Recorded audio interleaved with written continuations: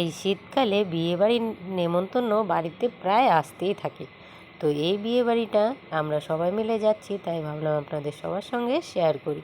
আর আমরা যে বাড়িতে বিয়েবাড়ি গেছি সেখানে দু ভাই একসঙ্গে বিয়ে করেছে, তার জন্য রিসেপশনও একসঙ্গে।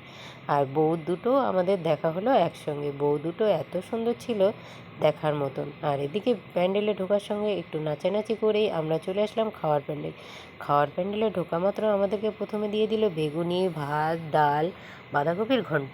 এগুলো দিয়ে খেতে খেতে আমাদের আবার চলে আসলো কাতলা মাছ। এদিকে কাতলা মাছ দিয়ে আমরা খেচ্ছি, আর বাচ্চাগুলোকে কাটা ছাড়িয়ে দিয়ে তাদেরকেও খাওয়াচ্ছি। তার সঙ্গে খেতে খেতে চলে আসলো মাটন।